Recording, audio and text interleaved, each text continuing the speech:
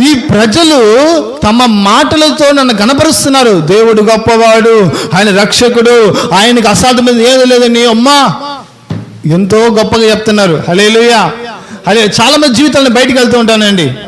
చాలా మంది జీవితం బయట చూసి ఉన్నాను. ఆయన గొప్పవాడు, ఆయన అది చేస్తాడు, ఆశ్చర్యకరుడు, ఆయన అద్భుతాలు చేస్తాడు, నేను నమ్ముతాను యేసయ్యని అంటారు. కానీ వాళ్ళ జీవితంలో ఏముందంటే హృదయంలో దేవునికి దగ్గర లేదంట. ఎక్కడ లేదు? దగ్గరలా.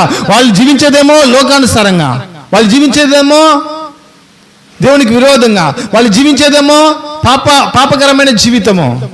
కానీ వాళ్ళ హృదయం ఎక్కడుందంట? దూరంగా ఉందంట. హల్లెలూయా, హల్లెలూయా. నీ హృదయం ఎక్కడ ఉండాలి? దేవునికి దగ్గరగా ఉండాలి. హల్లెలూయా, హల్లెలూయా. నువ్వు దేవునికి దగ్గరగా ఉన్నావు అనుకో, దేవునికి స్వరం నువ్వేం గెలుగుతావు? నీ స్వరాన్ని దేవుడు ఏం చేయగలుగుతాడు?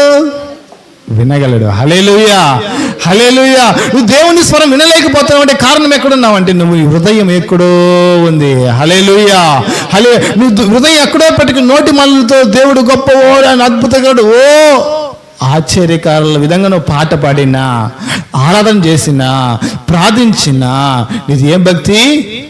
దొంగ భక్తి నీది. హల్లెలూయా, హల్లెలూయా. నీ భక్తికి ఏముండదు? బరువు ఉండదు. నీ భక్తికి ఏముండదు?